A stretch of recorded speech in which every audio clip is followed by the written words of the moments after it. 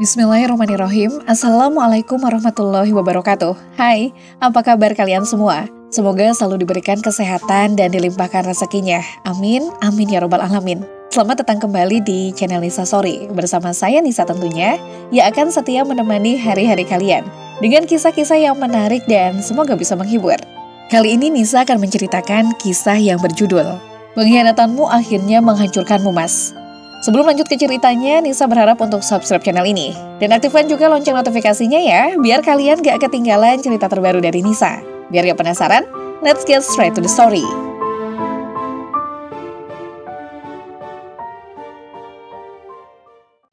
Ting, satu notifikasi masuk ke gawaiku. Aku yang baru saja selesai mandi menatap gawai tersebut. Selesaikan terlebih dahulu kegiatan yang kulakukan. Barulah melihat nama pengirim pesan itu. Tiara, nama yang tertera di sana. Sahabat sekaligus calon kakak iparku. Suamimu ada di rumah, Lau. Ini pesan yang dikirimkan Tiara padaku. Aku mengernyitkan dahi heran, tumben-tumbenan. Dia menanyakan keberadaan Mas Alif, suamiku. Biasanya tak pernah dia menanyakan hal itu. Kenapa memangnya, Ra? Aku bertanya balik padanya. Penasaran kenapa dia menanyakan keberadaan suamiku. Apakah ada hal penting yang ingin dia lakukan dengan Mas Alif? Ah, tidak. Hanya menanyakan saja. Tulisnya lagi. Aneh. Aku tak ingin berburuk sangka padanya. Nah, mungkin bukan dia bermain api dengan suamiku. Namun kenapa seperti ada sesuatu yang disembunyikan oleh Tiara, pikirku. Oh, kebetulan Mas Alif beberapa minggu kemarin berangkat ke ibu kota karena suatu pekerjaan. Jadi di rumah cuma ada aku sama Biwati aja. Balasku padanya. Aku menunggu balasan dari Tiara. Tak lama masuk balasan dari Tiara. Aku ke rumahmu sekarang ya. Tunggu sebentar, aku siap-siap dulu. Balasnya. Aku menyatukan kedua alis, heran dengan apa yang dilakukan sahabatku satu ini. Dari gelagat Tiara yang seperti ini malah membuatku semakin bingung dengan sikapnya. Bolehkah aku berpikiran negatif sekarang padanya? Oke. Hanya itu balasan yang kukirimkan padanya. Namun jika boleh jujur, sikap Laura yang seperti ini membuatku semakin banyak berpikir. Takut hal mengerikan terjadi pada Mas Alif. Aku menunggu Tiara dengan tak sabar, mondar-mandir ke sana kemari. Lalu berakhir duduk di sofa ruang tamu sambil memakan kacang.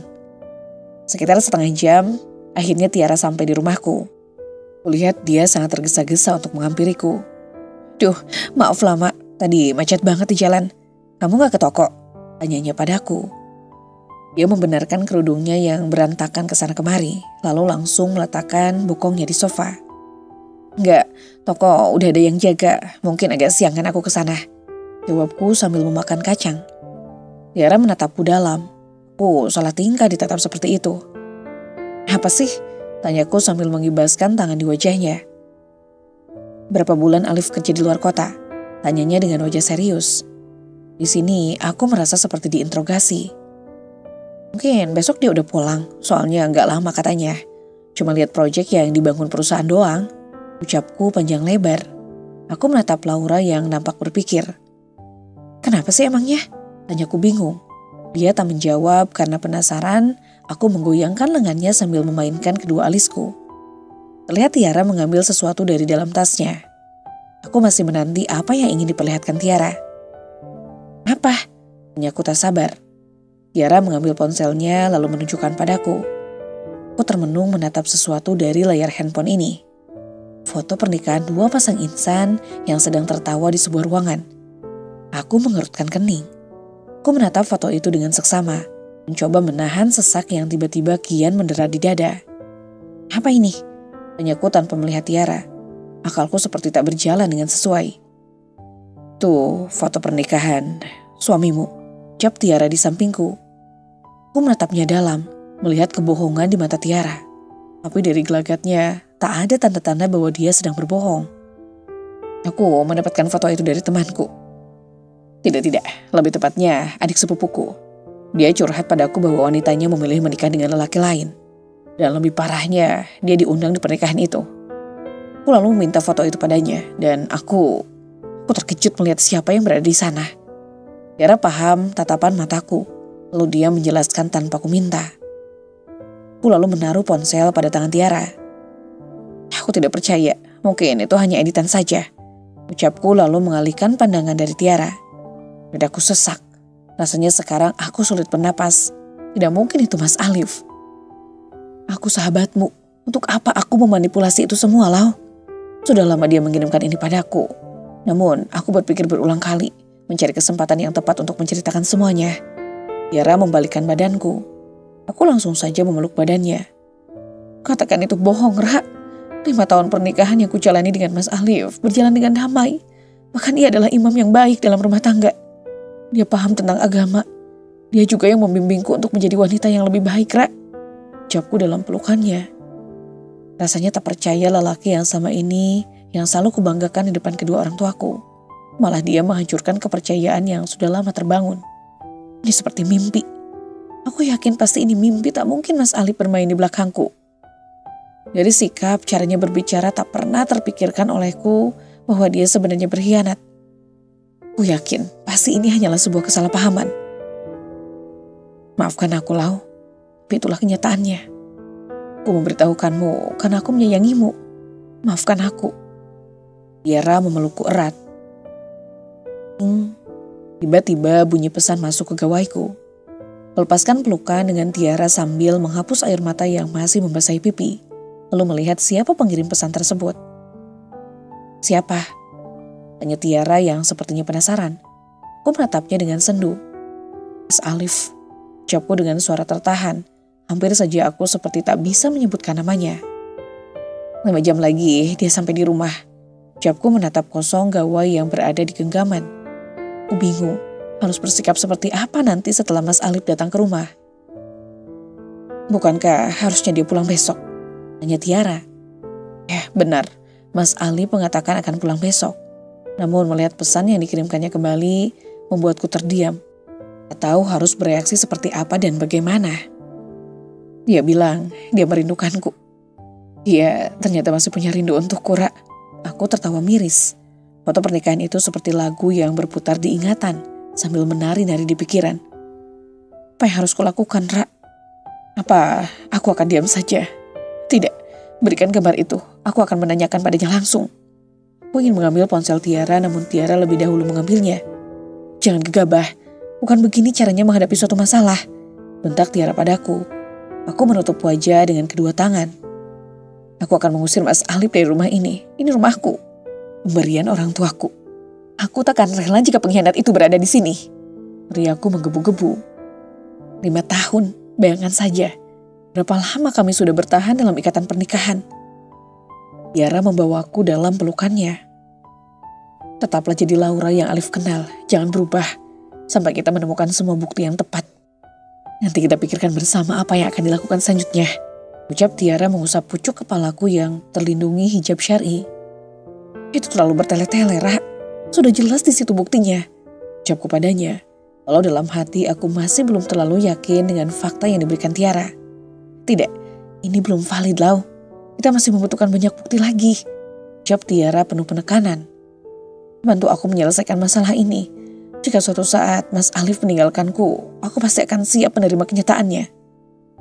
Tapi itu nanti, bukan sekarang. Diri aku berucap. Otakku buntu, sulit rasanya untuk berpikir. Hapus air matamu. Wanita tak boleh terlihat lemah. Bersiaplah.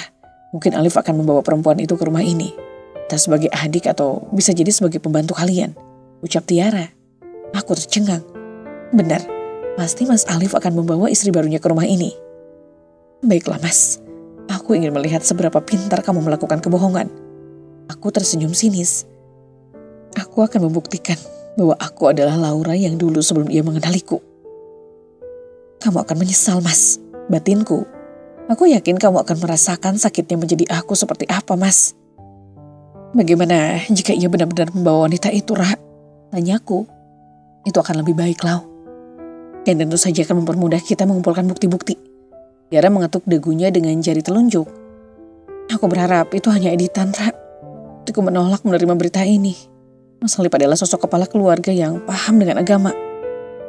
Tak mungkin rasanya dia mendua. Ucapku masih menentang apa yang disampaikan Tiara. Namun di sisi lain, Tiara sahabatku sekaligus calon iparku. Apa mungkin dia ingin menusukku dari belakang dengan cara menghancurkan rumah tangga yang terbangun sama ini. Rasanya mustahil. Tiara bukanlah orang yang seperti itu. Dia adalah sosok yang paling mengayomi. Sosok yang selalu ada untukku di saat susah maupun senang. Jadi untuk apa dia bersusah payah mengedit foto ini dan memberikannya padaku? Kan tetapi rasanya aku masih tak terima jika benar kenyataan Mas Ali telah mendua. Itu seperti sulit diterima oleh akal dan logika. Sungguh benar-benar tak bisa tergambar dengan sempurna bagaimana rasa sakitnya. Dahku terasa perih, sesak menghampiri hingga bernapas pun rasanya sangat sulit. Semoga saja Lau, sekali lagi aku benar-benar minta maaf karena sudah memberitahukan ini padamu. Jawab Tiara dengan wajah seperti menyesal. Namun aku paham ini semua juga dilakukannya karena dia begitu sangat menyayangiku. Selama abangku tak ada, dialah sosok yang menjadi penasehat. Tak masalah, Ra. Mungkin ini memang jalannya, aku mengetahui itu semua. Tapi kenapa Mas Ali melakukan itu? Aku menangis terisak kembali. Kenapa dia harus menyembunyikannya dariku? Kenapa dia berbohong? Ada dia bosan, dia bisa mengatakannya. Tak perlu bersusah payah untuk menyakitiku. Cukup kembalikan saja aku pada orang tuaku secara baik-baik.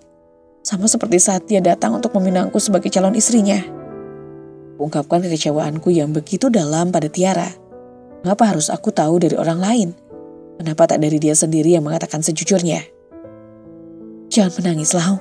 Jika kamu menangis, aku semakin merasa bersalah karena memberitahukan ini semua. Aku menatap manik mata Tiara dengan sendu. Andai dia tahu, aku hanya kecewa hingga tak bisa lagi menahan air mata. Aku hanya tak dapat membayangkan bagaimana Mas Ali bisa membagi hati, bahkan memadu kasih bersama wanita lain. Lirih aku berucap, nyaris tak terdengar. Lau, kamu kuat. Aku tahu itu. Kamu bukanlah wanita yang gampang untuk disakiti. Laura, aku harus bangkit demi dirinya sendiri. Ujar Tiara sambil menunjuk dadaku. Aku terdiam menunduk dalam. Benar yang dikatakan oleh Tiara. Lau. Tiara memanggil namaku lagi, aku menoleh menatapnya. Mataku mengisyaratkan tanya, ada apa? Mungkin sekitar 3 jam lagi Alif akan sampai ke rumah ini. Jawabnya, aku terpenung lama. Lalu, tanyaku tanpa menatap Tiara. Namun mataku menatap lantai rumah. Aku harus pulang. Ingat, jangan menangis. Jangan langsung menanyakan padanya, itu terlalu gegabah. Tiara memegang pundakku. Ini jelas terlihat wajah serius Tiara ketika berbicara. Aku tak bisa janji, Ra. Ucapku memandangnya sendu. Baiklah. Tapi tolong, jangan gegabah. Apalagi sampai membuat Alif curiga bahwa kamu sudah mengetahui semua. Nanti yang ada, kita akan semakin sulit mendapatkan bukti secara pastinya. Doakan saja semoga aku bisa menjalankan dengan baik. Sekarang yang harus aku lakukan adalah berpura-pura bodoh agar Mas Alif tidak mencurigaiku, kan? Tanyaku pada Tiara. Oh, tidak, aku memang bodoh. Tak pernah mengerti bahwa Mas Alif ada wanita lain. Benar-benar sangat bodoh. Aku tertawa miris. Kupukul kepalaku berkali-kali, diimbangi dengan sesak yang kian mendera. Stop. Kalau kamu kayak gini terus, aku gak yakin mau ninggalin kamu. Biarlah kita menunggu kedatangan Alif bersama-sama. Aku gak bisa ninggalin kamu. Jawab Tiara sambil memegang tanganku yang terus memukul kepala ini. Tarik paksa tangan yang dipegang Tiara. Aku menghapus air mata dengan kasar lalu menghirup napas dalam. Pulanglah. Lagian ini sudah hampir waktunya asar. Nanti kamu dimarahin abangku. Ucapku mencairkan suasana sambil tertawa. Tapi kamu tidak berpikir untuk mengakhiri hidup kan, Lau? Tanya Tiara dengan tatapan menyelidik. Aku mencubit pipi tembem Tiara. Sungguh lugu sekali sahabatku yang satu ini. Mana mungkin aku melakukan itu? Hidupku terlalu berharga untuk sebuah pengkhianatan. Ucapku lalu melepaskan cubitan di pipinya. Tiara hanya bisa mengaduh kesakitan karena ulahku. Baguslah. Aku khawatir kau akan melakukan itu. Kalau kamu pergi, nanti gak ada yang dampingin aku ketika di pelaminan sama abangmu. Ucapnya dengan percaya diri. Ih, kamu nyuruh aku jadi tukang kipasmu gitu? Tanyaku sambil memukul lengannya pelan. Walaupun bercanda itu sama sekali tak menghapuskan ingatan yang menyakitkan ini. Ya gak apa-apa lah, daripada gak ada kerjaan kan? Jawabnya mencoba menghiburku. Aku tersenyum tipis. Udah kalau ngobrol terus, kapan pulangnya aku? Emang ya, ibu-ibu suka gitu. Kalau udah ngobrol suka lupa waktu. Tiara lalu berdiri dari duduknya. Kami cipika-cipiki lalu aku mengantarkannya sampai ke depan pintu. Aku pulang dulu ya. Ingat, jangan coba-coba buat ngelakuin hal yang dilarang agama. Dari telunjuknya mengarah ke hidungku. Iya, udah sana pulang Gih, ucapku. Ngusir nih ceritanya. Ya udah, aku pulang. Assalamualaikum. Laura jangan kangen ya. Teriaknya sambil berjalan menuju mobil yang terparkir di halaman rumah. Waalaikumsalam. Hati-hati di jalan. Jawabku sambil melambaikan tangan padanya. Baru saja kepergian mobil Tiara, tiba-tiba masuk mobil berwarna hitam ke halaman rumahku. Dan sudah dipastikan bahwa itu adalah mobil Mas Alif. Saat dulu setiap dia pulang dari bekerja, deru mobilnya terdengar, aku langsung berlari dari dalam rumah untuk menemuinya. Bahkan kadang aku langsung menghampiri mobilnya yang baru saja terparkir, menyambut pelukan hangat yang disediakannya untukku. Serah sekali bukan? Entahlah, tapi sekarang rasanya aku malas untuk melakukan itu. Walau sebenarnya itu belum terbukti benar, namun aku sudah merasakan sakit yang teramat sangat di dalam dada. Dedek, teriakan Mas Alif mampu menyadarkanku dari lamunan panjang. Terlihat ia merentangkan tangannya, menunggu aku untuk berlari dan langsung memeluknya. Tapi di mana wanita itu? Apa dia tidak ikut, pikirku? Sepertinya Mas Alif sudah menyediakan rumah indah untuknya. Ayo sini, ucapnya lagi yang membuatku menatapnya. Kubalas hanya tersenyum tipis. Kakiku tak kunjung ingin melangkah. Bahkan sekedar menjawab ucapannya pun rasanya keluh. Baiklah, sepertinya Mas yang harus menghampirimu, ucapnya dengan senyum yang mengembang. Mengingat perlakuannya ini, rasanya aku masih tak percaya dia mengkhianatiku. Mas Alif pria dengan postur tubuh yang tinggi, bisa dikatakan ideal, dengan kumis tipis dan juga berlesung pipi. Bisa dikatakan ia adalah idaman wanita di luaran sana. Dedek, Mas kangen banget sama kamu. 2 minggu serasa 2 tahun tak bertemu, ucap Mas Alif yang langsung saja memelukku. Kalau dulu aku akan memukul dada bidangnya ketika ia berbicara begitu. Namun sekarang rasanya sudah basi. Kamu kenapa sih? Kok dari tadi dia mulu? Tanyanya mungkin dia bingung dengan sikapku. Mas, bukannya 3 jam lagi ya? Kok cepat banget sampainya? Tanyaku berbahasa basi. Itu masalah ketik angka yang harusnya 3 jam, malah masuk list 5 jam. Maaf banget ya sayang, ucapnya. Pintar sekali ternyata ia berbohong sekarang. Tadi mobil siapa yang keluar dari halaman rumah kita? Tiara ya? Ucapnya yang menebak langsung. Aku mengangguk pelan. Aku mencium aroma parfum yang membuat kepalaku pusing. Mas, kok bajumu kayak bau vanila ya? Tanyaku sambil menutup hidung. Hah? Mas Alif terlihat gelagapan. Ini bau parfum vanila, parfum cewek. Kamu main sama cewek ya Mas? Tanyaku pelan sambil menatapnya tajam. Enggak dek, minuman vanila masa ditumpah ke baju. Jawabnya pelan, wajahnya terlihat bias. Kus kecil yang pintar berbohong, batinku. Oh, jawabku tak acuh, lalu berjalan mendahuluinya. Terdengar helaan nafas dari belakang, sepertinya sangat susah untuknya bernapas di depanku. Baiklah, tak apa. Kali ini kamu aman Mas, entah untuk besok atau seterusnya.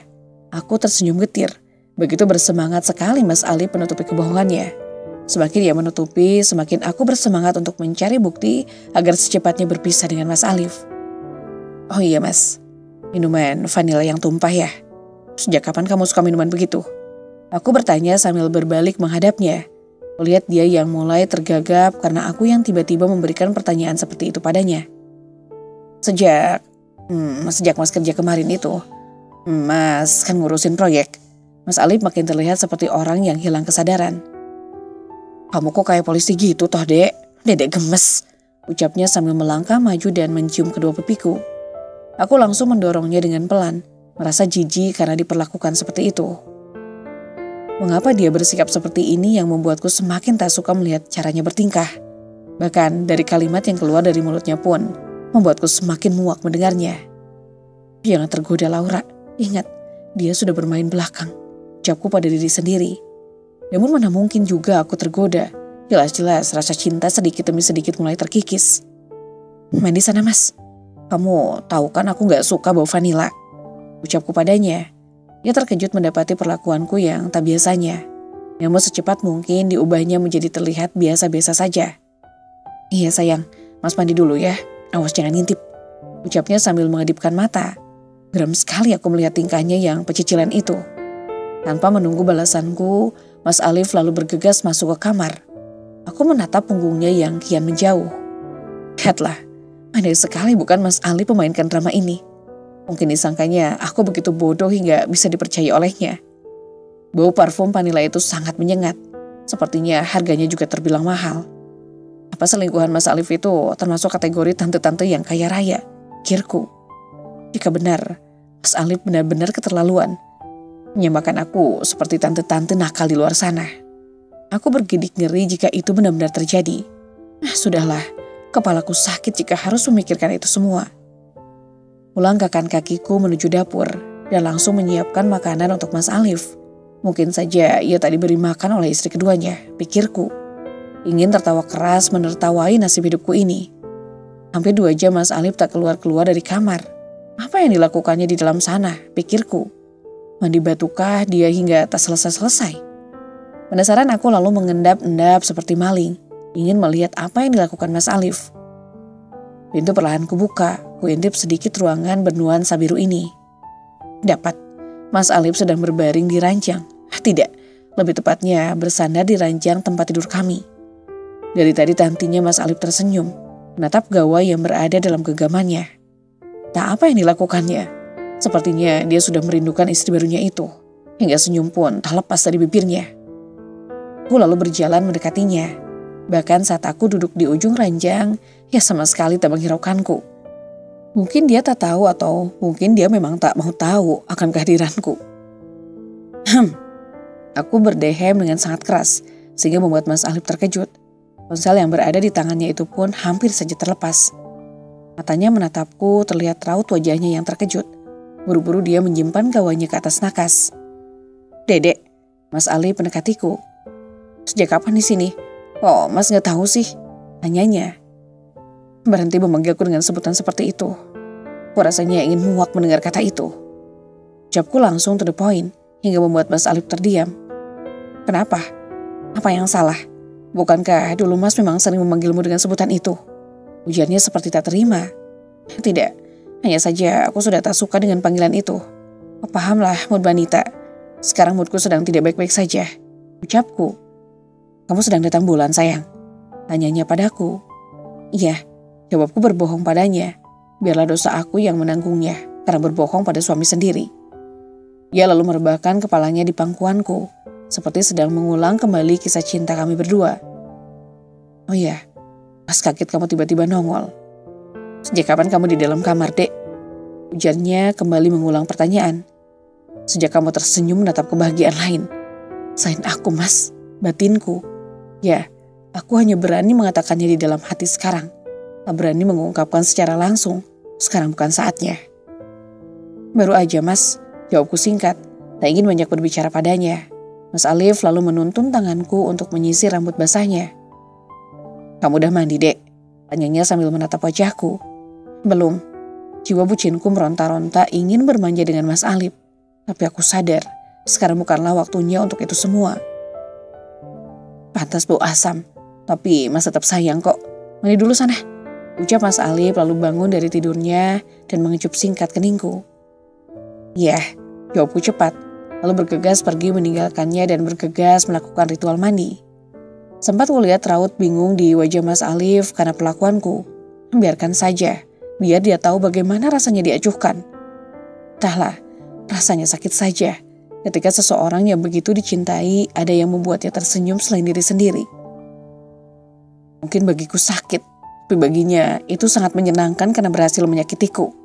Bahkan hati Mas Alif saja sudah terbagi 2 sepertinya. Di dalam kamar mandi, aku menumpahkan seluruh tangisku. Seluruh sesak yang ada dalam hati. Senyuman Mas Alif ketika menatap layar handphone begitu menyakitkanku. Dia tak sadar, karena dari awal dia memang berniat untuk memberikan luka yang begitu mendalam pada hatiku. Selesai menangis, aku bergegas membersihkan diri, lalu menyelesaikan kegiatanku. Saat keluar dari kamar mandi, lagi-lagi aku melihat pemandangan yang menyakitkan. Mas Alif sepertinya sedang video call dengan seseorang, sampai-sampai dia tak sadar dengan kehadiranku. Kenapa harus sekarang, Mas? Saat aku mencoba untuk mengumpulkan kepercayaan bahwa kamu tak mungkin seperti itu. Tapi kamu sendiri yang selalu menunjukkan bahwa kamu memang bermain api di belakangku. Batinku berucap dengan perih. Aku mendekatinya, ia nampak terkejut dengan kehadiranku. "Teleponan sama siapa, Mas?" tanyaku dingin. Tak ada senyum di wajahku, bahkan menatapnya saja aku enggan. Mata Mas Alif membulat sempurna. Dek, tadi Mama telepon. Kami melepaskan rindu, Dek," ucapnya. Lagi entah berapa kali dia berbohong. Tak bisa aku hitung. Alasan yang logis untuk wanita yang mudah dibohongi, tapi tidak untuk aku. Oh, ya sudah. Aku lalu berlalu menuju lemari pakaian. Setelah selesai, kusisir rambut panjangku. Kutata pantulan diri di cermin. "Apa aku kurang cantik, Mas? Atau memang kamu yang tak cukup dengan satu saja?" tanyaku kembali. "Sudah sholat asar, Dek?" tanya Mas Ali pemeluk pinggangku. Risih, itu yang kurasakan. "Belum, Mas," jawabku. "Ayo sholat dulu, Mas rindu kita sholat berjamaah," ucapnya. Aku hanya mengangguk lalu bergegas meninggalkan ia. Lepas mengerjakan sholat, aku dan Mas Alif lalu menuju meja makan. Seperti biasa, aku akan tetap melayani dia dengan baik. Mungkin hanya tutur sapaku saja yang akan berubah. "Makan dulu, Mas, jangan main handphone terus," ucapku, karena dari tadi ia tak bisa lepas dari gawainya. Iya, Dek." Mas Alif lalu meletakkan handphone di samping piring makannya. Kami makan dengan tenang sebelum dering panggilan mengganggu suasana ini. Beberapa kali terdengar dering telepon, namun tak kunjung diangkat Mas Alif. Sesekali Mas Alif melirikku. Suara itu terdengar lagi. Aku melihat gelas kosong di dekat gawai itu. Lalu kuulurkan tangan untuk mengambil gelas tersebut. Hal tak terduga terjadi. Mas Alif langsung buru-buru mengambil gawainya. Sedangkan tanganku melayang di udara bersama gelas yang berada di genggaman. Aku tertawa miris.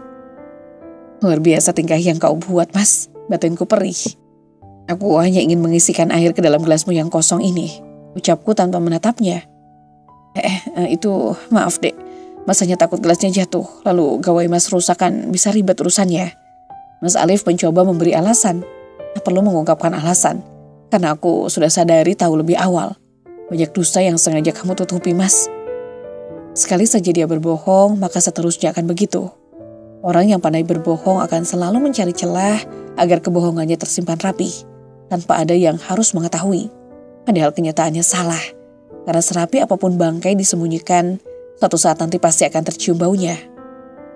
"Kalau rusak bisa beli lagi kan?" tanyaku lalu mengembalikan gelas yang awalnya kosong itu.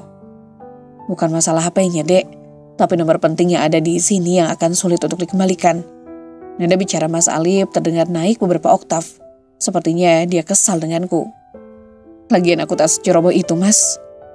Untuk apa aku menjatuhkan gelas di gawaimu? Alasanmu sangat tidak logis," ucapku sambil memegang sendok di tangan. Lalu menatap kosong ke depan. Hampa, ya, aku merasakan hampa saat kami kembali bertemu. Tak ada kehangatan lagi di antara kami berdua. Semuanya hilang seketika semenjak Mas Alif ketahuan mengkhianatiku. "Maaf, Dek," Mas Alif berucap lirih. Mungkin dia tersadar akan nada suaranya yang meninggi. Karena seumur umur baru kali ini ia berbicara seperti itu. "Sudahlah, lanjutkan saja makanmu, Mas. Aku mau ke kamar mandi," ucapku lalu langsung berdiri meninggalkannya sendiri. "Dek, jangan marah, aku minta maaf," ujarnya yang langsung memegang tanganku. Terlihat rasa bersalah di matanya. "Aku tak marah, aku hanya kebelet," ucapku sambil memberikan senyum manis padanya. Setelahnya melepaskan genggaman tangannya pada telapak tanganku. Bukanlah aura namanya jika tidak cerdas. Aku pergi ke kamar mandi tidak sungguh-sungguh. Namun ini kulakukan untuk melihat hal apa yang akan dilakukan Mas Alif setelah aku pergi. Dari kejauhan dapat kulihat Mas Alif menoleh ke sana kemari. Matanya menyapu ke sekeliling. Mungkin memastikan bahwa tak ada siapapun di dekatnya. Ya, seperti takut ketahuan lah intinya. Lihat Mas Alif berdiri dari duduknya, makanan yang berada di pinggirnya pun sudah tak tersentuh lagi. Sebegitu pentingkah orang yang berada di balik panggilan itu, Mas? Gumamku lirih. Mas Alif berjalan menuju luar rumah, aku mengikutinya dengan posisi yang agak jauh. Lihat di sana, Mas Alif sedang menelepon. 2-3 kali sepertinya tak kunjung diangkat. "Kamu ngapain sih nelpon terus?" tanya Mas Alif di balik gawainya. Aku tak mendengar apa yang dibicarakan orang di ujung sana. Namun aku mendengar apa yang akan dibicarakan Mas Alif. "Tahu tempat dong, Bi," ucap Mas Alif. Nada suaranya terdengar kesal. "Iya tahu, harusnya kamu ngerti dong. Aku baru sampai di rumah." Mas Alif masih terlihat kesal. Bahkan dia berjalan gelisah mondar-mandir ke sana kemari. Di sini ada Laura, istriku. Kamu jangan egois dong. Terdengar bentakan dari Mas Alif. Beberapa menitnya lamanya Mas Alif tak kunjung berbicara. Sepertinya dia sedang diomeli orang yang berada dari balik layar handphonenya. Iya maaf, udah jangan nangis lagi, ucap Mas Alif. Apakah ini adalah salah satu trik yang dipakai wanita itu untuk meluluhkan hati Mas Alif? Iya janji gak bakal bentak kamu lagi.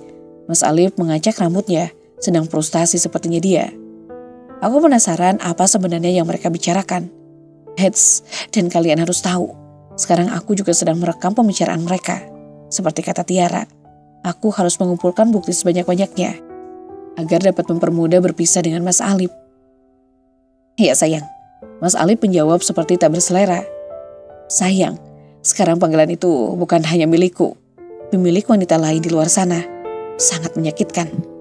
Kulihat ia ingin mengakhiri panggilannya, bergegas aku masuk ke dalam rumah, lalu duduk di sofa ruang tamu sambil menonton TV yang menyala. Kamu bisa berbohong, aku juga bisa mas. Kebohonganku adalah terus berpura-pura tak tahu apa yang sebenarnya kamu lakukan. Mas Alif masuk ke rumah lalu menghampiriku. Sayang, ucap Mas Alif yang langsung merebahkan kepalanya di pangkuanku. Sudah makan ya? Tanyaku dengan nada tak acuh. Sudah sayang, kamu gak ke toko ya? Tanya Mas Alif. Astaga, aku lupa belum memeriksa barang-barang di toko. Sudahlah, ini semua juga gara-gara Mas Alif. Enggak mas, kan kamu pulang hari ini, jadi aku milih di rumah aja. Jawabku tanpa menolehnya. Duh, dedeknya mas, so sweet banget sih. Ucapnya sambil mencubit pipiku dengan gemas. Aku hanya diam diperlakukan begitu. Ingin menghindar juga tak bisa, karena aku merindukan momen ini. Mas Alif tertidur di pangkuanku, mungkin dia lelah.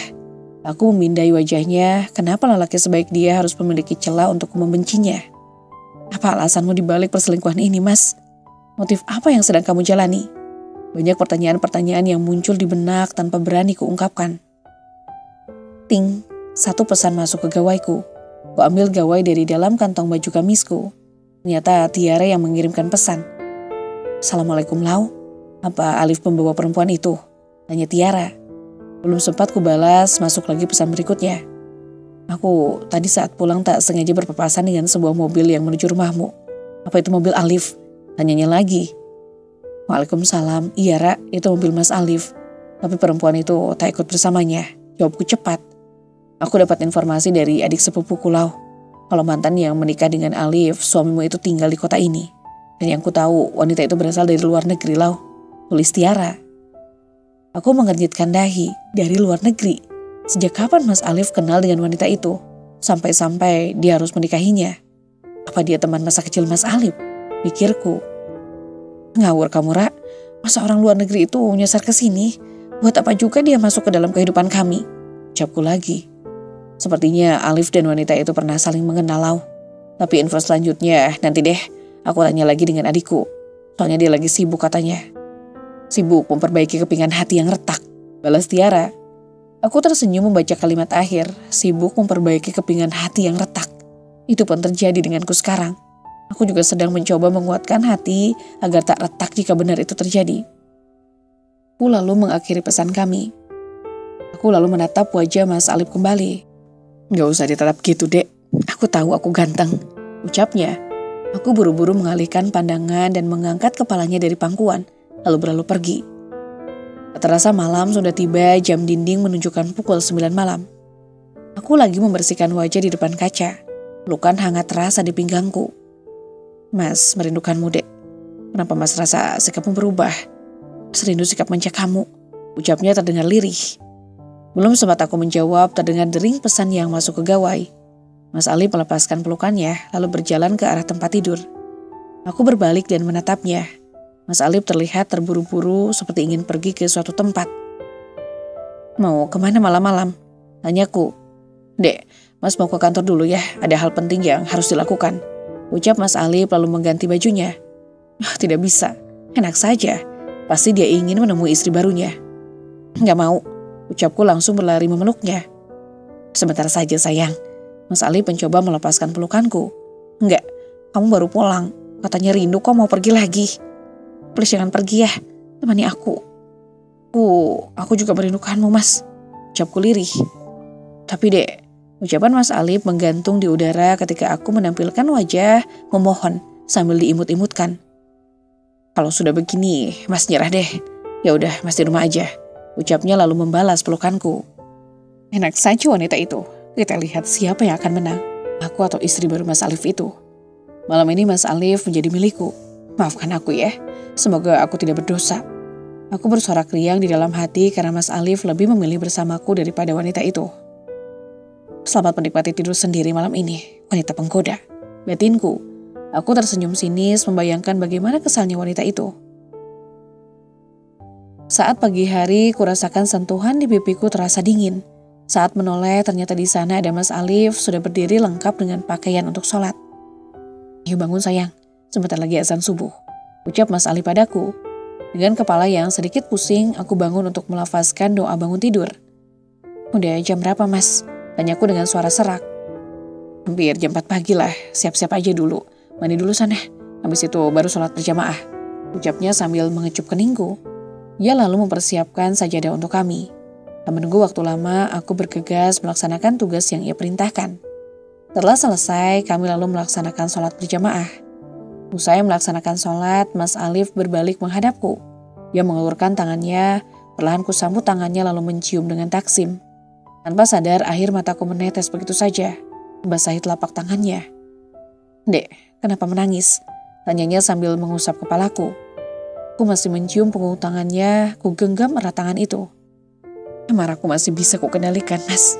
Tapi tidak dengan rasa sakit ini, batinku. Aduh, kok genggam tangan Mas erat banget, ucap Mas Alif berusaha melepaskan tangannya. Tersadar aku lalu melepaskan tangan itu. Kenapa kamu menangis, Dek? Tanya Mas Alif. Tidak apa-apa Mas, Ade hanya merindukan momen ini, ucapku tanpa menolehnya. Aku lalu berdiri dan melepaskan mukena yang kupakai. Dek, apa Mas ada salah denganmu? Kenapa kamu menangis? Kamu tahu kan tangisanmu itu kelemahan untuk Mas, ucapnya yang masih duduk di atas sajadah. Maaf Mas, aku hanya sangat bahagia suamiku sudah pulang dengan selamat, jawabku lalu berlalu pergi. Mas Alif mengekor di belakangku. Aku berbalik menatapnya, senyuman manis dan tatapan penuh cinta itu yang selalu kudapatkan kala pagi datang. Kenapa mengikutiku Mas? Tanyaku dengan wajah datar. Dia lalu mendekat dan menangkap pipiku. Bukankah setiap pagi Mas selalu mengikuti kemanapun kamu pergi? Ucapnya dengan senyuman manis. Ya sekarang Mas, aku ingin memasak untuk sarapan, jawabku. Tenanglah Dek, sudah ada Binarti di dapur. Kamu merindukan Mas kan sama ini? Padahal hanya 2 minggu ditinggalin. Biasanya juga sebulan gak begitu, ucapnya diiringi kekehan kecil. Karena saat kamu pulang, kamu membawa secercah kebahagiaan Mas. Namun sekarang bukan kebahagiaan yang kudapatkan, tapi sebuah harapan. Harapan untuk kamu tetap di sini atau pergi meninggalkanku sendiri. Umamku pelan. Apa Dek? Tanyanya gugup. Apa? Tanyaku balik dengan alis yang terangkat. Kamu tadi ngomong apa? Tanya Mas Alif kembali. Tidak ada, jawabku dingin lalu meninggalkannya begitu saja. Tepat pukul 7 pagi, meja makan sudah tersedia berbagai makanan untuk sarapan. Bi, panggilku kepada wanita tua yang sama ini kuanggap sebagai keluarga. Kenapa Non? Tanya Binarti. Bibi temani kami makan ya, ayo duduk Bi, ucapku mempersilahkan Binarti. Tapi Non, sudahlah Bi, bukankah Laura sudah menganggap Bibi sebagai keluarga Laura sendiri, ucapku. Hening, tak ada jawaban dari Bu Narti. Matanya fokus pada Mas Alif yang datang lengkap dengan pakaian kerjanya. Hari ini aku akan mengikutimu pergi Mas, ucapku. Ya pagi Dedek, ucap Mas Alif. Aku tak menjawab, masih sibuk dengan makanan yang kusiapkan untuknya. Ayo Bi, aku menarik lembut tangan Binarti untuk duduk. Kamu hari ini ke toko sayang? Tanya Mas Alif di sela-sela makan. Iya, singkat aku menjawab. Mau Mas antar atau pakai mobil sendiri? Tanyanya lagi. Mobil sendiri saja, ucapku. Makanlah Mas, adab saat makan itu tak boleh berbicara. Setelah berbicara begitu, Mas Alif tak bertanya lagi kemudian. Selesai makan, aku bersiap untuk berangkat ke toko milikku. Lebih tepatnya untuk mengikuti kemana Mas Alif akan pergi hari ini. Siapa tahu dia ke tempat wanita penggoda yang asalnya dari mana aku pun tak tahu. Tolong pasangkan nasi Mas Dek, ucapnya yang tiba-tiba masuk ke dalam kamar. Kamu bisa pasang sendiri kan? Tanyaku tanpa menatapnya. Aku masih fokus pada hijab yang ku kenakan. Selesai, kulangkahkan kaki menuju luar kamar. Belum sempat keluar, pergelangan tanganku ditarik secara kasar oleh Mas Alif. "Ada apa denganmu, Dek? Jadi kemarin sikap manjamu berubah menjadi sosok yang dingin dan tak acuh begini," bentak Mas Alif padaku. "Oh, sakit Mas." Aku merintih ketika Mas Alif memegang erat pergelangan tanganku. Bukannya melepaskan, dia malah makin mengeratkan genggamannya. "Sakit Mas," aku berucap sambil meneteskan air mata. Kurasakan pegangan pada pergelangan tanganku melonggar. "Astagfirullahaladzim," diri Mas Alif berucap. Ia mengusap wajahnya dengan kasar. "Maafkan Mas Dek, masanya tak suka melihat tingkahmu yang sekarang." Dia berusaha memeluk, namun aku langsung mendorong tubuhnya dengan kasar. "Ada apa denganmu, Dek? Jika ada masalah, baiknya kita selesaikan secara damai, dengan kepala dingin. Mas merindukan sikap manjamu, itu saja," ucap Mas Alif lagi. "Terkadang kita perlu introspeksi diri, Mas. Jika aku berubah, berarti ada kesalahan fatal yang kamu lakukan padaku," ucapku dengan suara bergetar. "Apa maksudmu, Dek? Apa kamu..." Mas Alif menggantungkan ucapannya. "Ya Mas, aku sudah tahu semuanya. Tentang pernikahan diam-diammu. Tentang bagaimana kamu mengkhianatiku, membohongiku di belakang. Aku tahu semuanya," teriakku di depannya. Tak tahan lagi rasanya, meluapkan semua yang ku ketahui. Mas Alif mematung mendengar teriakanku. "Dedek." Mas Alif mendekat berusaha menggapai lenganku. "Apa aku kurang, Mas?" bentakku padanya. "Kenapa kamu mengkhianatiku?" "Mas, bisa jelaskan, Dek? Tolong dengarkan ini semua," ucap Mas Alif. "Jelaskan? Apa yang ingin kau jelaskan?"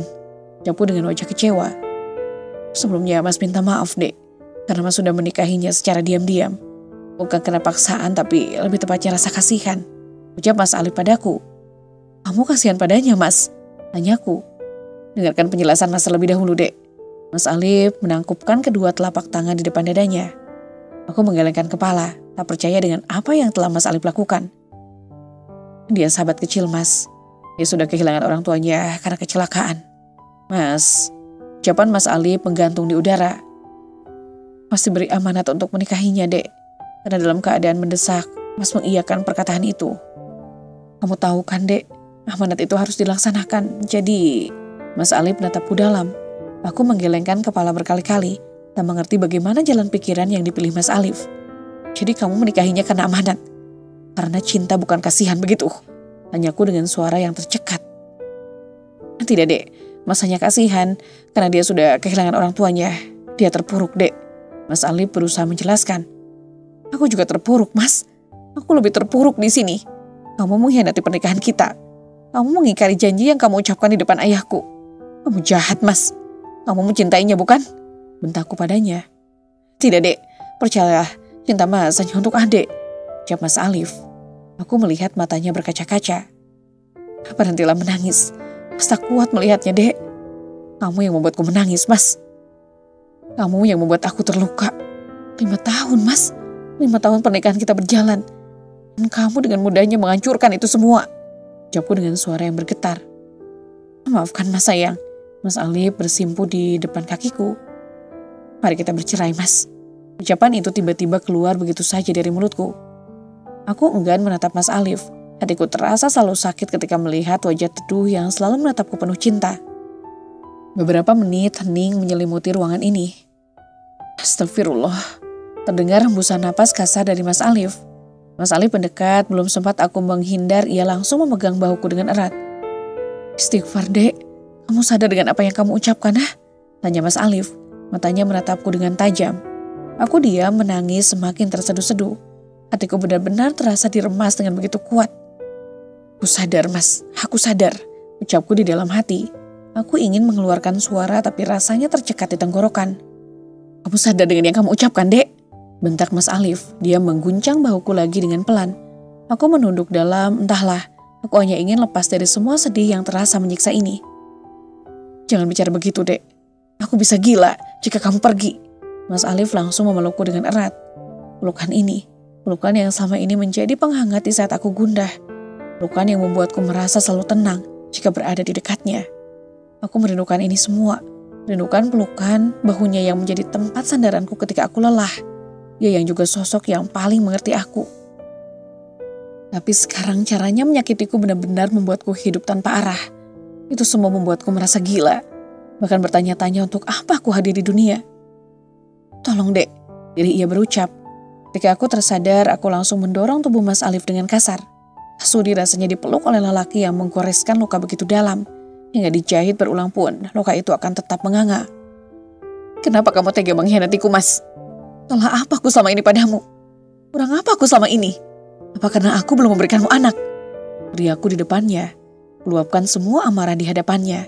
Semua emosi yang terpendam selama ini karena harus bersikap bahwa aku tak tahu apa-apa. Mas Alif mematung mendengar penuturanku. Ia berusaha menggapai jemariku, tapi aku menolaknya. Aku tak ingin lagi disentuh oleh Mas Alif, karena jika aku disentuhnya, aku merasa sebagai wanita yang hina. Aku tak pernah menilai kekuranganmu, karena janjiku dulu, aku akan selalu bersamamu apapun yang terjadi. Akan tak ada anak sekalipun aku tetap berada di sampingmu, dek. Mas Alif berucap dengan lembut. Aku tahu itu hanya bohong. Jika benar nyatanya begitu, kenapa dia menduakanku? Loh, kenapa kamu menduakanku, Mas? Dengan alasan klasik itu, kamu membuat noda dalam pernikahan kita, Mas. Kamu sadar tidak? Teriakku lagi padanya sambil berlindangan air mata. Giliran bening ini tak juga mau berhenti. Seperti mengerti bahwa aku perlu reda di dalam jiwa. Aku sudah bilang, aku hanya menjalankan amanat untuk menikahinya. Aku bahkan sampai saat ini tak pernah menyentuhnya. Hanya kamu yang berani ku sentuh, dek. Setiap teringat dirimu, aku selalu dihantui rasa bersalah. Lalu bagaimana caraku meminta maaf padamu? Mas Alif mengacak rambutnya frustasi. Bullshit, Mas. Semua yang kamu katakan padaku itu adalah kebohongan. Dari awal kamu memang memberiku dengan kebohongan-kebohongan yang tak ada hentinya. Lalu apakah menurutmu aku harus percaya sekarang? Tanyaku dengan senyum yang dipaksakan. Baju Mas Alif menjadi acak-acakan, entah sudah jam berapa sekarang. Mas Alif tak kunjung berangkat bekerja. Kami dihadapkan oleh pertengkaran yang tak tahu ujungnya. Ini kenyataannya, Laura. Harus pakai cara apa lagi agar kau percaya bahwa aku mencintaimu? Walau 1000 wanita pun menghampiri, tetap kamu ratu di hatiku. Apalagi yang harus kulakukan agar kamu percaya dan memaafkanku? Nyanyi dengan penuh emosi. Tanya memerah menatapku, Mas Alif terlihat seperti sedang menahan tangisan. Apakah aku akan luluh? Tentu saja tidak. Itu tak akan mungkin bisa menghentikan niatku berpisah darinya. Tinggalkan saja aku, Mas. Jika kamu benar mencintaiku, kamu pasti akan berpikir sebelum bertindak. Ucapku lalu melangkah keluar kamar. Tunggu, dek. Mas Alif berteriak memanggil namaku, tapi tak kuhiraukan. Aku berjalan dengan langkah cepat, tak peduli ia yang terus memanggil. Seka air mata dengan kasar. Kuharap ini terakhir kalinya aku menangisi Mas Alif. Bawa sesak di dada dengan perasaan yang tak bisa kuungkapkan dengan kata-kata. Baru saja ingin memasuki mobil, Mas Alif menarik kembali lenganku. Namun cekalannya tidak sesakit yang awal. Aku berusaha melepaskan pegangan tangannya dari lenganku. Namun tenagaku kalah kuat darinya. Menyelesaikan masalah bukan begini caranya, ucap Mas Alif padaku. Lalu bagaimana? Apakah aku harus tetap bertahan di sampingnya dan melihatnya bersama wanita itu? Setelah itu, Mas Alif akan membagi perhatiannya pada wanita itu, begitukah? Apa aku harus menjadi wanita bodoh yang berkali-kali disakiti olehnya? Aku memalingkan wajah enggan menatapnya. Tak patah, Mas, dek. Terdengar suaranya yang bergetar. Jika kamu meminta Mas bersumpah, maka Mas akan melakukannya. Karena faktanya, Mas sama sekali tidak menyentuh dia, ucap Mas Alif. Isak tangis terdengar. Kenapa dia yang menangis? Jelas-jelas di sini aku yang tersakiti. Apa aku harus mati dulu supaya kamu bisa menghargai kehadiranku, Mas? Tanyaku tanpa menatapnya. Astagfirullah, dek. Kamu jangan berpikiran yang aneh-aneh. Mas Alif mencoba membalikkan badanku, namun tak berhasil. Aku membuka tas lalu mengeluarkan gawai milikku. Cari rekaman suara yang kurekam saat Mas Alif mengangkat telepon wanita itu. Rasakan pegangan di lenganku melonggar. Bahkan dia sudah mendapatkan kata sayang dari bibirmu, Mas. Ucapku, dadaku kian sesak. Apapun itu aku tetaplah wanita. Punya rasa sakit. Sekuat apapun aku menyembunyikannya, suatu saat akan keluar dengan sendirinya. Aku punya rasa rapuh. Kamu sepertinya bukan kasihan padanya. Tapi kamu juga masih mencintainya. Jauh sebelum aku hadir dalam hidupmu. Ucapku sambil diiringi kekehan kecil. Jika kamu masih mencintainya, lepaskan saja aku, Mas. Aku teguk tarik nafas dengan dalam. Mataku masih terlihat berkaca-kaca. Aku akan belajar melupakanmu, Mas. Kalau aku tahu, semuanya tak akan berjalan dengan begitu mudah. Ucapku lagi. Mas Alif semakin menangis di belakangku. Maafkan Mas, Dek. Dia berlutut sambil memegang jemari tanganku. Apapun kesalahanmu akan selalu kumaafkan, Mas. Tapi sepertinya kamu memang menginginkan aku pergi. 5 tahun bukanlah waktu yang mudah, Mas. Kamu harusnya masih ingat bagaimana perjuanganmu dulu meluluhkan hati ayahku. Tapi kenapa kamu dengan mudah menghancurkan semuanya? Aku masih bicara sedangkan Mas Alif masih menunduk, mencium berkali-kali punggung tanganku. Ceraikan aku. Tidak, jangan pernah ucapkan kata itu. Sampai kapanpun Mas tidak akan pernah melepaskanmu. Ucap Mas Alif yang langsung berdiri dan menatapku nyalang. Baiklah, sepertinya kamu memang ingin membunuhku secara perlahan. Ucapku, ku hempaskan tangannya dengan kasar. Aku menghapus air mata yang terus berjatuhan dan langsung masuk ke dalam mobil. Kujalankan mobil dengan kecepatan tinggi. Jika kamu memang berniat menjaganya, harusnya tidak perlu menikahinya, Mas. Kamu bisa mencarinya pria lain untuknya. Kenapa harus kamu yang melakukannya, Mas? Kenapa kamu memilih amanat itu? Tanpa sadar bahwa kamu juga memilikiku di rumah. Teriakku dari dalam mobil yang melaju kencang. Kebetulan jalanan sedang sepi, aku bebas untuk menjalankan kendaraan. Kamu jahat, Mas. Kamu jahat. Teriakku. Mobil lalu kuhentikan di bawah pohon besar yang rindang. Kupukul berkali-kali dadaku yang kian sesak itu. Gawaiku berbunyi pertanda adanya panggilan masuk. Ayah, nama yang tertera di sana. Aku bergegas menghapus air mata lalu menetralkan suara. Halo, Assalamualaikum, ucapku dari sini. Waalaikumsalam, Laura ini ibu. Hari ini ibu ke rumah kamu ya, ini udah di perjalanan. Mungkin sore sampainya, mau nginep sekalian, gak apa-apa kan? Tanya ibu yang membuat jantungku berdegup kencang. Berapa lama ibu nginep? Ayah gimana? Tanyaku. Mungkin 2 minggu aja, ayah kamu ada tugas di luar daerah. Sedangkan abangmu tahu sendiri, dia memang disibukkan dengan tugasnya sebagai pelindung negara. Ucap ibu dari sana. 2 minggu bukanlah waktu yang sebentar. Dan sama itu juga aku harus menutupi aib rumah tanggaku. Apakah aku sanggup? Batinku. Halo, kamu masih di sana kan? Terdengar panggilan ibu. Iya bu, nanti bilang ya kalau sudah sampai. Ucapku. Setelah selesai berbicara, aku menatap jalanan dengan pandangan kosong. 2 minggu. 2 minggu aku harus bersikap biasa-biasa saja di depan ibu. Mas, kamu benar-benar ingin membunuhku secara perlahan bukan? Batinku benar-benar perih. Aku memijit kepala yang terasa pening. Masalah ini membuatku terlalu berpikir berat. Tidak bisa. Aku tak boleh terus-menerus larut dalam kesedihan. Ini akan membuatku semakin merasa lemah. Enak saja.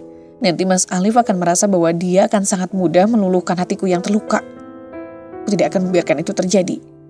Aku mencintainya, tapi bukan berarti cinta harus membuatku terlihat bodoh. Mungkin memberitahukan ibu akan lebih baik daripada menyimpannya sendiri. Gumamku pelan. Aku lalu membersihkan sisa-sisa air mata yang mengalir di pipiku. Sekarang aku ingin pergi ke tempat yang bisa menenangkan aku. Aku perlu udara segar, perlu tempat untuk meluapkan segala sakit. Perlu tempat menenangkan diri setelah tenaga terkuras habis ketika menangis tadi. Menjalankan mobil ke tempat di mana pertama kalinya aku bertemu dengan Mas Alif. Karena hanya di sana tempat sepi yang bisa dijadikan sebagai pelampiasan. Sekitar belasan menit akhirnya aku sampai di tempat yang ingin kutuju. Kuparkirkan mobil sedikit jauh dari danau. Dengan langkah gontai aku berjalan sambil menatap kosong. Aku duduk termenung di pinggir danau ini. Melemparkan apa saja yang ada di sampingku ke danau. Masih teringat bagaimana pertemuan pertama kali. Saat Mas Alif meminta perkenalan padaku, saat dia tersenyum. Senyumannya yang penuh dengan kehangatan, hingga mata pun tak ingin berpaling memandangi. Sudahlah, aku tak ingin mengingat kenangan itu. Itu hanya akan kembali membuatku menangis. Aku berdiri lalu mengambil ancang-ancang, mencari posisi yang tepat untuk meluapkan resah. Aku berteriak sekencang mungkin melepaskan beban dan sesak yang mendera. Aku benci kamu, Mas. Kamu jahat. Kamu gak pernah menghargai aku. Kamu jahat, Mas. Setelah selesai, kakiku terasa tak sanggup lagi menahan beban tubuh. Aku terjatuh dan duduk di hamparan rumput hijau ini. Kututup wajah dengan kedua telapak tangan. Kembali terisak, sepertinya aku tak akan bisa menepati janji untuk tak menangis lagi. Emang paling enak kalau melampiaskan emosi di sini. Tiba-tiba terdengar sebuah suara dari belakangku. Aku membulatkan mata, gugup. Jangan-jangan dia preman atau bisa jadi monster penjaga danau ini, pikirku. Tiba-tiba rasa sedih tadi bercampur dengan rasa ketakutan. Aku takut dijahati di sini. Mana di sini sangat sepi sekali. Tak ada orang yang datang kemari. Ya salah sih milih tempat ini. Karena di sini siapapun bisa menumpahkan keluh kesah mereka. Bahkan aku sendiri pun pergi ke sini. Ucapnya lagi, dalam hati bertanya-tanya, masa hantu bisa bicara sama manusia? Kudengar langkah kaki mendekat, tiba-tiba pria misterius itu langsung duduk di sampingku. Asal jangan berpikir mengakhiri hidup saja jika ada masalah. Teriak seperti tadi, lebih baik mbak. Ucapnya lagi. Aku memberanikan diri menatapnya. Setelah beberapa detik, aku langsung memutuskan kontak mata padanya. Kadang hidup memang begitu menyakitkan bagi orang-orang yang lemah. Namun selemah-lemahnya kamu, sebaiknya apapun masalah yang kamu hadapi tetap lawan. Jangan sampai masalah menang dalam menghancurkan mentalmu. Ucapan laki-laki itu kucerna dengan cermat. Tak siapa dia, tiba-tiba sok akrab padaku. Namun tak salah jika aku mendengarkan dia berbicara. Mungkin saat ini dia juga membutuhkan tempat bercerita. Namun di sisi lain, kami hanya berdua di sini, bukan mahram. Takut ada yang melihat lalu memfitnah kami berdua melakukan hal yang aneh-aneh. Aku tak ingin itu terjadi. Aku berdiri tanpa mengucap satu patah kata pun, lalu meninggalkannya. Mbak, teriaknya. Aku tak memperdulikan teriakannya. Tetap ku teruskan langkah takut-takut. Dari cara dia memanggil, aku rasa dia berniat jahat. Mbak, tasnya ketinggalan. Teriaknya lagi. Aku langsung berhenti dan menepuk jidat. Bisa-bisanya aku seceroboh ini. Lagi pula mana mungkin dia mau denganku yang tak ada istimewa-istimewanya ini. Aneh-aneh saja aku ini. Bergegas berbalik dan mengambil tasku yang berada di sebelahnya. Antarkan kek, dasar anak muda sekarang. Omelku padanya. Oh ya, makasih. Aku menjawab dengan ketus lalu bergegas meninggalkan laki-laki itu. Sama-sama mbak. Terdengar kekehan kecil dari bibirnya, tak peduli. Aku masih melanjutkan langkah lalu masuk ke dalam mobil, menuju ke toko milikku. Jam lebih perjalanan, akhirnya aku sampai di tempat toko milikku. Mataku tertuju pada mobil yang sudah terparkir di sana. Bukankah itu mobil Mas Alip, batinku? Malas sekali rasanya jika harus bertemu dirinya. Ulangkakan kaki menuju toko, Mas Alip sedang duduk di tempat yang disediakan. Aku melaluinya begitu saja, tanpa peduli padanya. Dek, kamu dari mana? Tanya Mas Alip yang langsung memegang pergelangan tanganku. Bukan urusanmu, ucapku pelan. Jelas ini urusanku, kamu istriku. Jika terjadi apa-apa padamu, aku yang akan disalahkan. Aku khawatir takut kamu kenapa-kenapa. Apalagi, aku menatap Mas Alip dengan tajam. Sudahi dramamu, lebih baik kamu pergi sekarang. Aku tak ingin karyawanku tahu permasalahan apa yang kita alami. Ucapku penuh penekanan. Astagfirullah dek, jangan jadi wanita yang pembangkang terhadap suami. Ingat surgamu ada padaku, ucapnya pelan. Namun tatapan Mas Alif nyalang padaku. Aku terkekeh kecil menyunggingkan bibir sebelah. Tapi sayangnya surgaku juga menjadi milik orang lain. Lalu apa yang harus kupertahankan? Ucapku. Kamu. Telunjuk Mas Alif mengarah padaku. Apa? Mau nampar? Tampar, biar mempermudah kita bercerai. Apalagi di sini juga akan banyak yang menyaksikan. Bagaimana sosok yang dulunya lemah lembut berubah menjadi seorang yang sangat kasar. Ucapku. Di rumah kamu harus mempertanggungjawabkan ini semua, dek. Ucapnya. Lalu mengambil tas kantor miliknya di atas meja dengan kasar dan berlalu pergi. Terserah. Aku mengangkat bahu tak peduli. Hari ini ternyata banyak sekali yang harus kukerjakan. Lumayanlah sedikit melupakan masalah rumah tanggaku. Banyak stok barang yang sudah habis dan harus diisi kembali. Pagi kawan. Tiba-tiba terdengar sebuah teriakan memasuki ruanganku. Aku menoleh, ternyata Tiara yang datang. Ada apa, Ra? Tanyaku sambil mengotak-atik laptop di meja. Aku tadi ke rumahmu hanya ada Bu Narti. Dia bilang kamu pergi ke toko dan... Ucapan Tiara menggantung di udara. Apa? Tanyaku menatapnya sebentar lalu ke pekerjaan kembali. Kalian bertengkar ya tadi pagi? Tanya Tiara menyelidik. Tanganku terhenti untuk meneruskan pekerjaan. Apa Binarti yang memberitahukan jika ia lancang sekali membocorkan masalah rumah tanggaku? Seperti paham dengan tatapanku, Tiara langsung menjelaskan. Aku yang memaksa Binarti bercerita, karena saat aku ke tempatmu, kulihat Alip seperti orang linglung dengan baju yang acak-acakan. Dia melihatku dan langsung bergegas untuk pergi. Karena rasa penasaran, kutemuilah Binarti. Awalnya dia menolak untuk memberitahu. Tapi aku juga tak berhenti untuk bertanya. Jawab Tiara panjang lebar. Aku membulatkan mulut membentuk huruf O. Jadi, tanya Tiara dengan tatapan menyelidik. Apa kau sudah memberitahukannya? Tiara menatapku dengan tajam. Aku mengalihkan pandangan. Aku tak bisa berlama-lama menyimpan luka, Ra. Apalagi ketika Mas Alif pulang, banyak perubahan yang dilakukannya. Ucapku, tapi kamu terlalu gegabah, Ra. Bukti kita masih sedikit. Bagaimana jika dianya dijebak saja? Harusnya kita lebih mendalami ini semua. Ucap Tiara pelan. Pikiranku tak sampai ke sana, Ra. Aku juga bingung apalagi melihat tingkah Mas Alif yang semakin kasar dan berubah. Membuat harapanku pupus bahwa dia masih mencintaiku. Sudahlah, tapi apa Alif mengakuinya? Tanya Tiara kembali. Ya, dia bahkan melakukan itu bukan karena terpaksa. Dia bilang kasihan. Aku tertawa sebelum melanjutkan bicara. Mana ada kasihan sampai harus melakukan apapun untuk seseorang. Mungkin dia juga mencintai orang itu. Apalagi yang ku tahu, dia pernah hadir dalam kehidupan Mas Alif sebelum aku. Ucapku lagi. Sudahlah, kepalaku sakit memikirkan itu. Ayo ikut aku pulang. Ibuku pulang hari ini. Aku membereskan pekerjaan lalu bersiap-siap untuk pulang. Tiara terengah-engah menatapku. Ibumu pulang?